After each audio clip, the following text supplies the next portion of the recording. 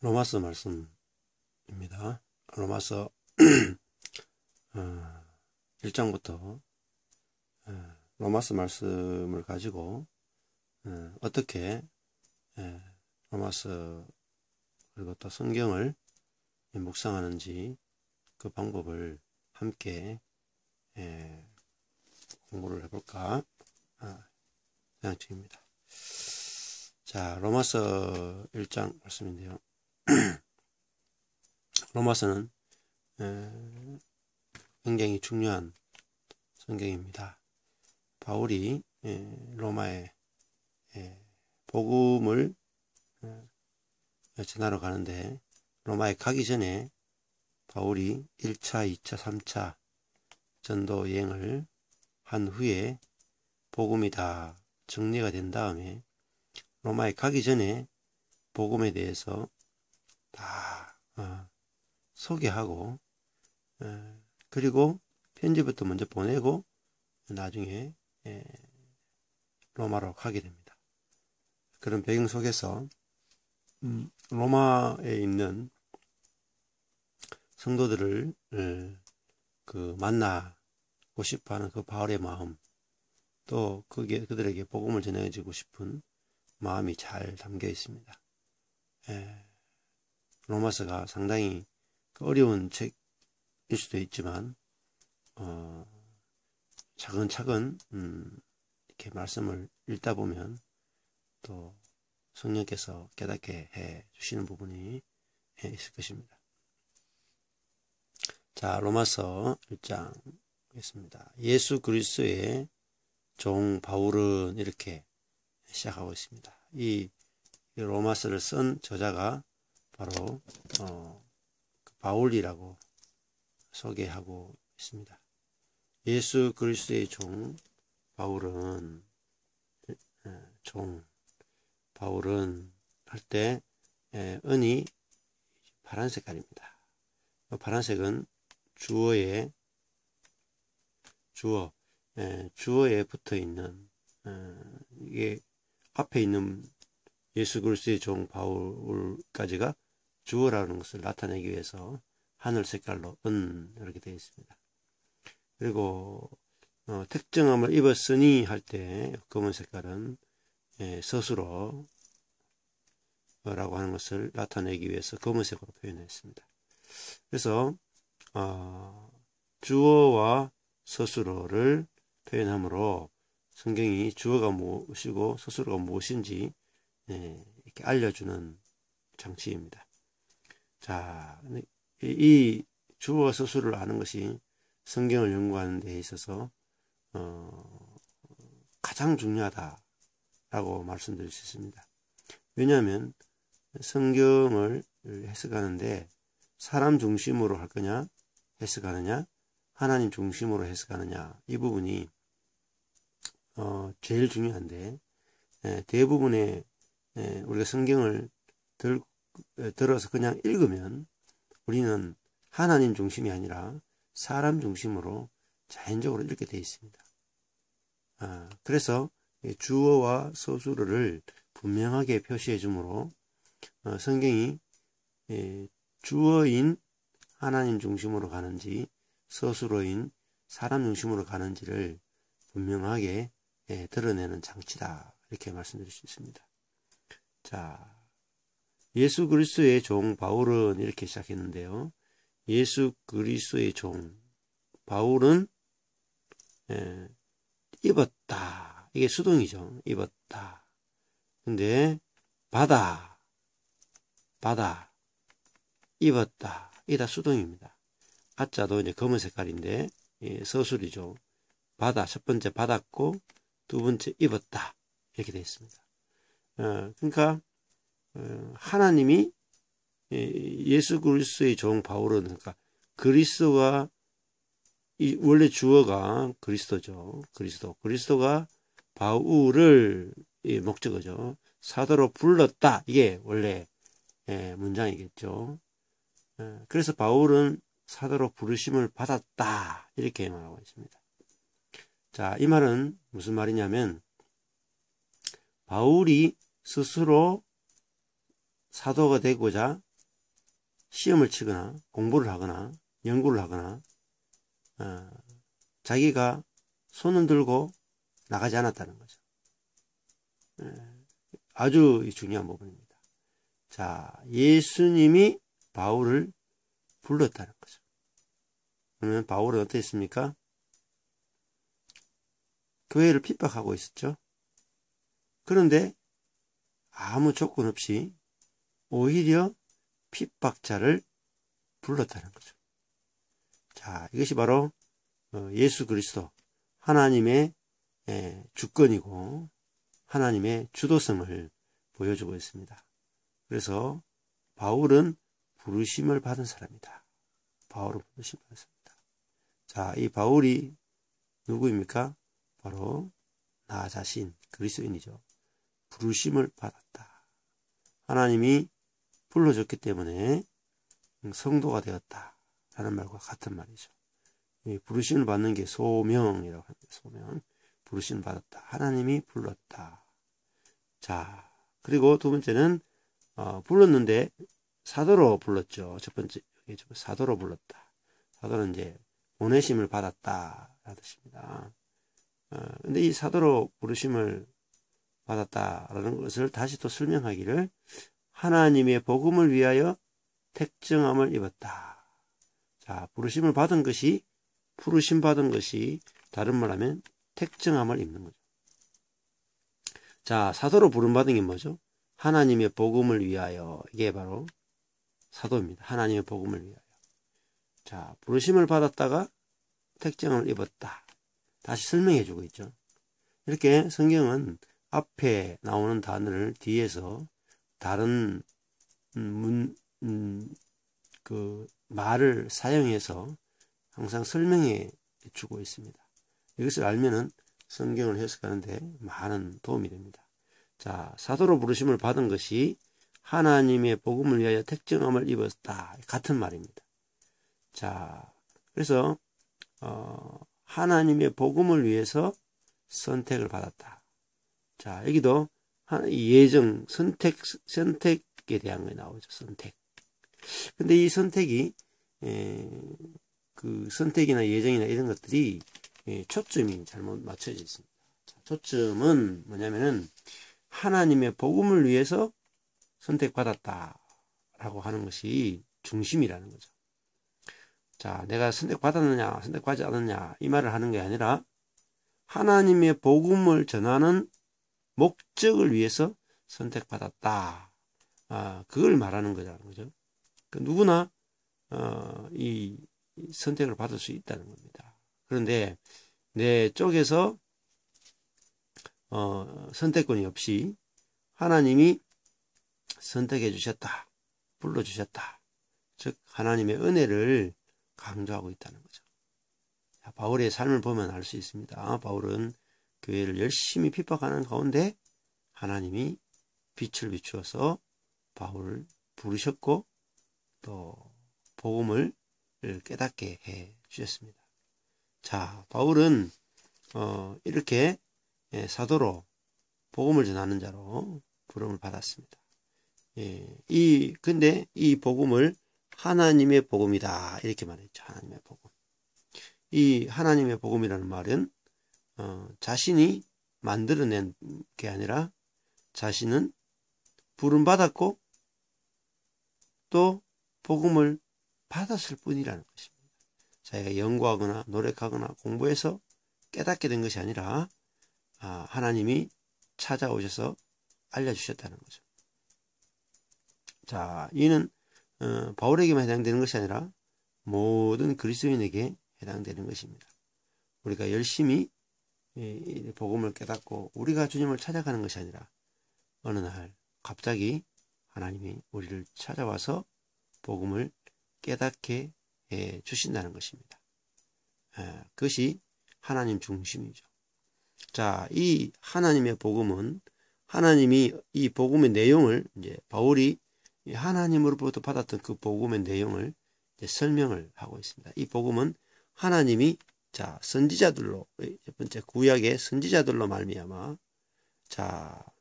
누가 이 복음을 전했느냐? 구약 때는 선지자죠. 신약 시대도 말씀을 전하는 자를 선지자라고 합니다. 선지자들로 말미암아 두 번째 내용이 뭐냐? 아들에 관하여 전하는 것이죠. 하나님의 복음은. 세 번째는 선지자들이 미리 약속한 거죠. 미리 약속한 거. 아들을 주겠다고 미리 약속한 거죠. 그래서 이미 예언되어 있는 그 아들에 대해서 전하는 것. 자, 하나님의 복음은 아들의 복음이라는 거죠. 아들. 예수 그리스도가 기쁜 소식이라는 거죠. 그래서 이 하나님의 복음은 예수 그리스도가 내용이다. 이렇게 말합니다. 자, 이 말은 뭐 다 아는 말 같은데 그 예수 그리스도에 관하여라는 말은 반대되는 개념이 있습니다. 반대. 신약에서 반대되는 개념은 율법입니다. 율법과 반대되는 게 바로 아들입니다. 왜냐하면 율법은 이 종에 관한 것입니다. 율법은 사람들이 그 율법 밑에서 지키느냐 지키지 않느냐 그걸 지켜내기 위해서 이마에 땀을 흘려야 되는 그래서 다 지키고도 하나를 못 지키면 저주를 받는 그런 두려워하는 종을 만드는 거죠. 종. 그래서 율법은 종, 노예를 만드는 거죠. 그러나 아들에 관하여 아들의 복음은 뭘 만드는 거냐면은 아들을 만드는 복음이라는 거죠. 아들. 그래서 예수 그리스도가 아들이다라는 말은 우리도 아들이 되어서 이제는 율법으로 사는 것이 아니라 아들은 생명으로 성령으로 사는 거죠. 그것에 대해서 지금 앞부분에서 설명해 나가고 있습니다. 자, 그러면 이 복음은 하나님의 복음은 아들에 관한 것인데 그러면 이 아들이 어떤 분이냐? 다시 처음에는 이 복음을 설명하고 두 번째는 이 복음은 아들에 관한 것인데 이 아들로 말하면 하면서 아들을 다시 설명하고 있다는 거죠. 이 아들로 말하면 자, 첫 번째 육신으로는 다윗의 혈통에서 나셨다. 자, 다윗의 혈통. 그리고 두 번째는 영으로는 성결의 영으로는 죽은 자 가운데서 부활하여 자, 여기서 능력으로 하나님의 아들로 인정되셨다. 여기 아들 나왔죠? 아들. 자, 아들에 관한 것인데 아들로 말하면 이 아들이라는 개념은 하나님의 아들이라는 개념이죠. 하나님의 아들. 하나님의 아들이 되려면 뭐가 됩니까? 부활이 돼요. 부활. 부활해야지 하나님의 아들이 됩니다. 자, 그러니까 이 하나님의 복음은 아들의 복음인데 이 아들은 부활을 거친 아들이라는 거예요. 부활. 자, 이 개념이 아주 중요한 개념입니다. 그래서 우리 주 예수 그리스도는 바로 부활입니다. 부활. 예수는 부활 전이죠. 다윗의 혈통으로 난 거죠. 자, 다윗의 혈통으로 난 분을 예수라고 부르고 그리고 성결의 영으로 죽은 자 가운데서 부활한 분을 그리스도라고 부릅니다. 자, 그래서 신약은 예수가 그리스도인이신 것을 증거하는 것이 바로 복음이다. 이렇게 말씀드릴 수 있습니다. 자, 근데 이 아들로 말하면 육으로는 다윗의 혈통에서 나셨다. 그러니까 다윗의 혈통으로 난다고 누가 예언했죠? 선지자들이 예언했습니다. 근데 이 다윗의 혈통이라는 것도 굉장히 좋은 혈통에서 태어났다. 이런 개념도 겉으로 보면 그렇겠지만 다윗의 혈통이라는 것은 다윗은 사실은 에서와 비교가 되죠. 아니 사울이죠. 사울. 에서와 사실 야곱 이 두 형제 쌍둥이였는데 그리고 이 사울과 다윗도 같은 케이스입니다. 자, 이것은 무슨 말이냐면 에서는 아버지의 사랑을 받는 아들이었고 야곱은 아주 문제아였습니다. 문제였죠. 이 야곱은 정말 아버지의 긍휼이 아니고 은혜가 아니면 아들로 살 수 없는 자였습니다. 마찬가지로 이 사울과 다윗은 사울은 첫 번째 왕이고 다윗은 두 번째 왕인데 사울은 굉장히 왕이 될 만한 그런 사람이었고, 다윗은 이새의 집의 8번째 아들입니다. 그래서 형들 7명의 형들이 완전한 형들이 있었는데 그 형들이 다 왕이 될 만한 자질이 있었습니다. 그런데 여덟 번째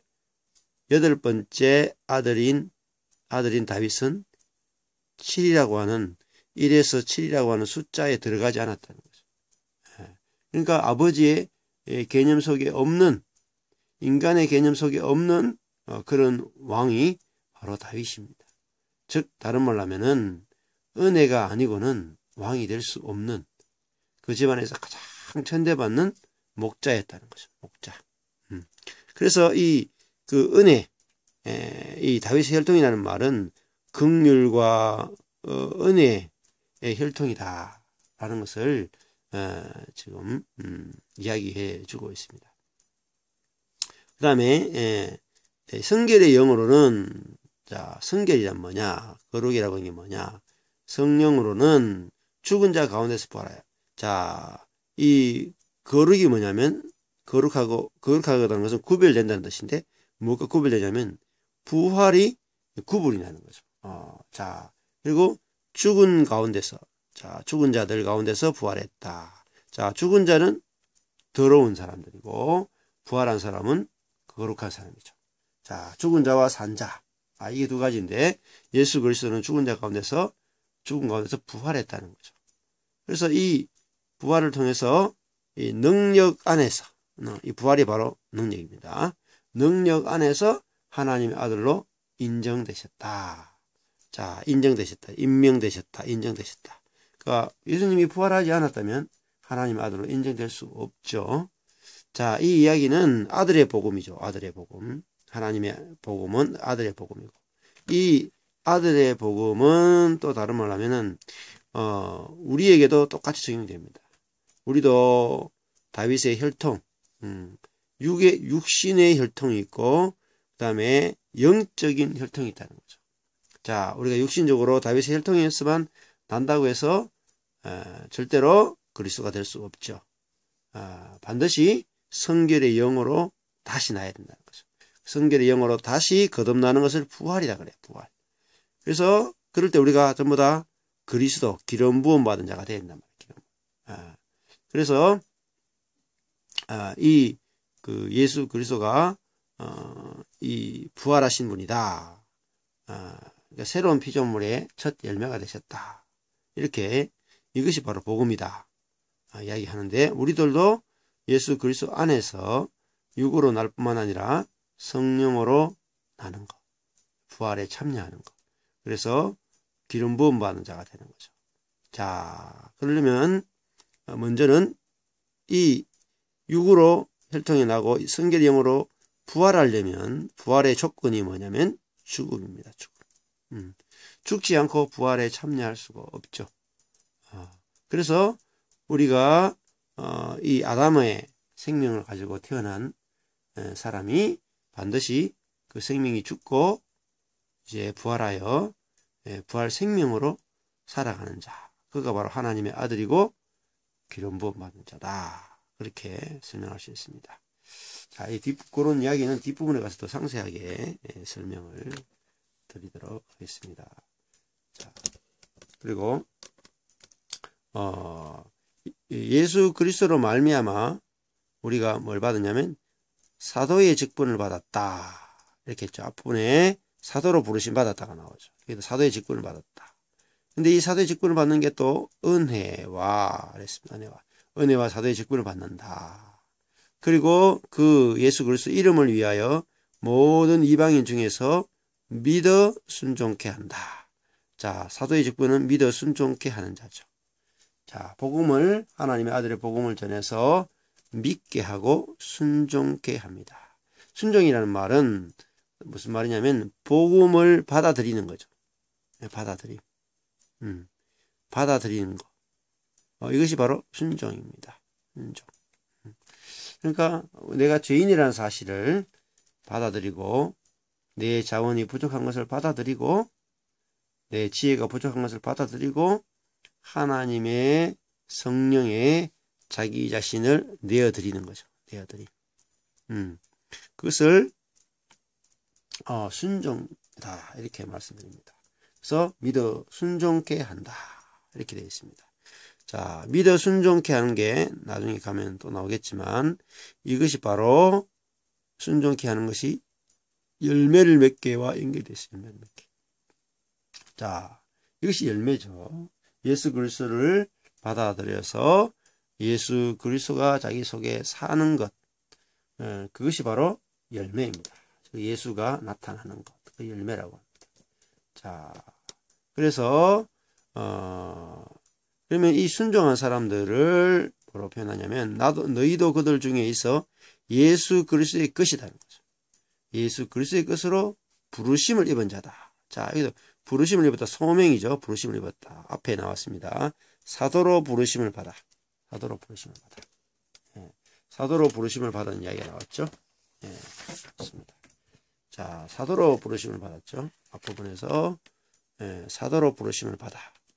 그리고 예수 그리스도의 것으로 부르심을 입은 자다. 자, 바울도 부르심을 받았고 우리도 똑같죠. 모든 성도가 부르심을 받은 자라는 거죠. 부르심을. 자, 부르심을 받은 자는 자, 부르심을 왜 받았습니까? 복음을 위하여 택정함을 입었다. 이제 복음을 위하여.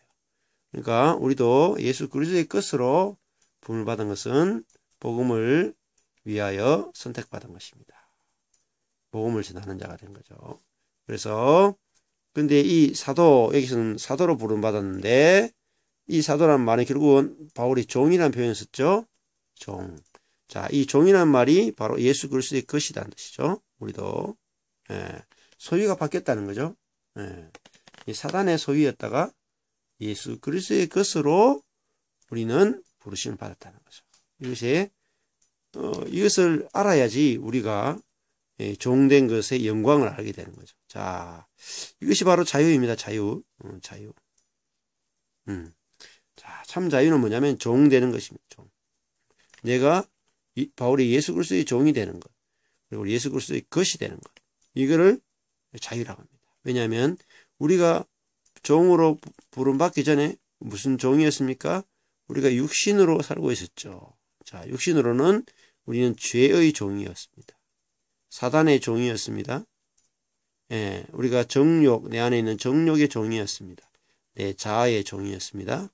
자, 이것이 내가 바로 노예였습니다. 애굽의 노예 같은 자였죠. 그런데 예수 그리스도의 종이 되는 것, 이것을 믿는 것, 그러면 그 순종케 되어진다는 거죠. 자, 그래서 예수 그리스도의 것이란 말은 예수 그리스도가 내 안에 오셔서 예수 그리스도가 나를 통치하고 다스리는 자가 된다라고 한 뜻이죠. 그래서 예수 믿는 것은 내가 내 것이 아니라 예수 그리스도의 것이 되는 것이 바로 예수 그리스도를 믿는다고 하는 진정한 의미다. 이렇게 말씀드릴 수가 있겠습니다. 자, 로마에서 하나님의 사랑하심을 입고, 여기도 수동이죠. 수동 입고. 자, 입는다. 피동 되죠. 자, 사랑하심을 입고, 그리고 성도라 부르심을 입은, 여기도 부르심을 입은 나왔죠. 사도로 부르심을 받았다. 성도로 부르심을 받았다. 그러니까 자, 하나님이 부르셨다. 주도권을 계속 하나님께 있다고 지금 이야기하는 거죠. 하나님 우리 아버지와 주 예수 그리스도로 말미암아 조차 은혜와 평강이 있기를 원한다. 아버지와 그리스도로부터만 뭐가 옵니까? 은혜가 오고 평강이 온다는 거죠. 밑에서도 은혜라는 말을 썼습니다. 은혜와 사도의 직분을 받았다. 이렇게 했죠. 은혜와 사도의 직분. 그래서 이 아버지의 은혜, 그리스도의 은혜, 아버지의 평강, 그리스도의 평강이 있기를 원해서 지금 인사말을 하고 있습니다. 자, 첫째는 내가 예수 그리스도로 말미암아 너희 모든 사람을 인하여 내가 하나님께 감사한다. 왜 감사하냐면 너희 믿음이 전파됐죠. 믿음이 전파됐죠. 이 믿음이 온 세상에 전파되었다는 거죠. 자, 이 믿음이 어디 갔냐면 밑에 믿어 순종케 하나니. 이것이 바로 여기 왔습니다. 믿어. 그러니까 이들은 복음을 믿었고 그 복음에 의해서 그 복음의 내용에 아들에 관하여 그들이 듣고 복종했다는 거죠. 아들을 영접하고 그 아들이 자기를 다스리는 도록 자기를 내어드렸다. 그래서 그들의 믿음이 온 세상에 로마에 전파되었다. 믿음이 전파되었다는 말은 그들이 이제 예수 그리스도의 것으로 예수 그리스도만이 전부인 사람으로 그렇게 전파되었습니다. 자기가 없는 사람이죠. 예수 그리스도의 것이라는 말이 자기가 없단 말이에요. 자아가. 오직 믿음. 오직 믿음. 이런 말은 오직 은혜만을 말하는 사람이 되었다. 이것이 바로 믿음이 전파되는 거죠. 이 말은 예수 그리스도만 자랑하는 사람이 되었다. 그것이 전파되니까 얼마나 향기롭겠습니까? 누가 잘났느냐 못났느냐 그렇게 그들의 자랑이 아니라 예수 그리스도만을 은혜만을 자랑하는 그것이 전파되는 것을 들었다라고 이야기하고 그게 참 믿음입니다. 내가 이 복음을 바울이 그의 아들의 복음 안에서 내 심령으로 섬긴 하나님이 아들의 복음이 나왔죠. 이 복음은 아들에 관하여 전하는 것이다 했습니다. 아들에 관하여. 복음이 아들에 관하여. 복음은 아들에 관한 것인데 그래서 처음에는 하나님의 복음으로 시작했다가 이제는 아들에 관한 것이기 때문에 아들의 복음으로 지금 다시 설명하고 있습니다. 아들의 복음 안에서 내 아들의 복음은 내 영으로 섬기는 하나님. 하나님을 섬기되 뭐로 섬기냐면 영으로 섬긴다는 거죠. 영으로. 그러니까 이 성결의 영으로는 했습니다. 성결의 영으로는. 성결의 영은 바로 부활을 상징한다 그랬는데 이 영으로 섬긴다라는 말은 부활 안에서 섬긴다는 말입니다. 내가 다시 죽고 내 안에 그리스도가 사는 내 안에 그리스도가 나타나는 그것으로 섬기는 하나님이 나의 증인이 되시거니와 항상 내 기도에 쉬지 않고 너희를 말한다. 이렇게 말하고 있습니다. 어떠하든지 이제 하나님의 뜻 안에서 너희에게 나갈 좋은 길 얻기를 구한다. 바울의 기도죠. 바울이 로마로 가는 좋은 길이 바로 무엇이었냐면 죄수로 가이사 앞에 가는 것이었죠. 그러니까 노예로 죄수로 가는 끌려가는 그런 길이었습니다. 우리 눈에 보기에는 죽으러 가는 길인데 그것이 복음을 전할 가장 좋은 길이었다는 거죠. 이렇게 바울의 생각과 하나님의 지혜는 너무너무 다르다. 우리는 좋은 길 그러면은 풍랑도 일지 않고 고통도 당하지 않는 너무너무 사람들이 영접을 잘하고 편안하게 갈 수 있는 그런 길이라고 생각할 수 있는데 하나님의 뜻 안에서 좋은 길을 기록한다. 하나님의 뜻. 바울은 자기 뜻이 없었죠. 우리는 자기 뜻에 의해서 좋은 길을 구하는데 바울은 자기 뜻이 없이 하나님의 뜻 안에서 복음이 더 잘 증거될 수 있다면 내가 그것이 좋은 길입니다 하고 구했다는 거죠. 어찌하든지 복음이 전파되기를 원한다. 이렇게 구했다는 것입니다.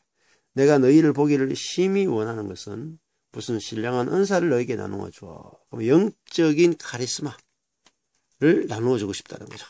영적인 선물들.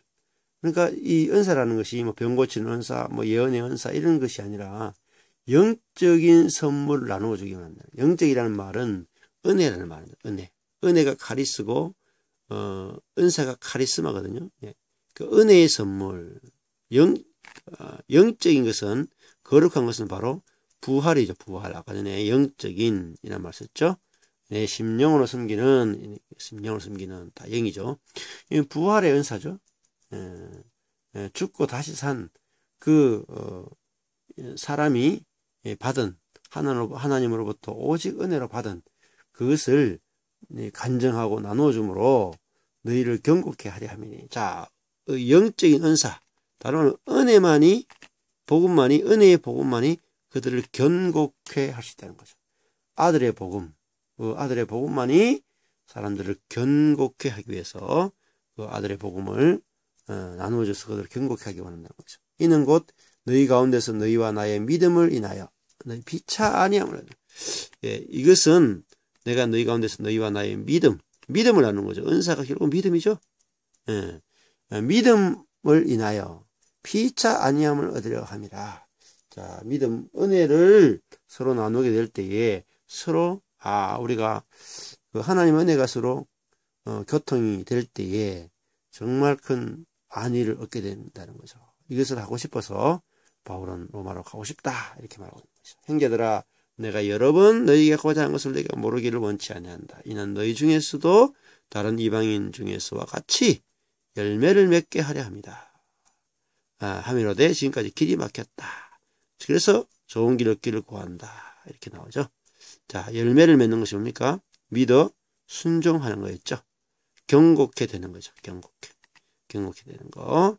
그것은 결국은 열매를 맺는 것은 믿음 안에 거하는 것이고, 그리고 그 믿음의 복음을 받아들이는 것, 이게 순종입니다.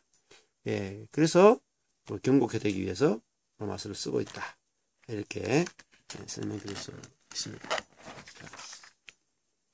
예, 로마서 1장 앞부분 서론을 했는데, 이 복음을 우리가 믿는 것, 아들의 복음을 믿고 그 복음의 내용에 순종하는 것, 그것이 바로 바울이 원했던 것이고, 그것이 바로 열매를 맺는 것이었습니다. 그래서 하나님의 아들의 복음을 그들에게 다시 나누어서 함께 피차 아니함을 얻기 위해서 바울은 로마에 있는 성도들에게 편지를 쓰고 있습니다. 그리고 그들과 함께 하나님이 하신 일들을 나누고 그들 속에, 또 바울 속에 하나님이 일하시는 그 은혜를 서로 나눌 때에 경고케 되어지고, 그 은혜가 그들을 어떻게 그리스도의 형상으로 바꾸어 나가는지를 듣는 것, 나누는 것, 그것을 간절히 원했다는 것입니다. 그래서 그것이 바로 열매입니다. 열매. 그래서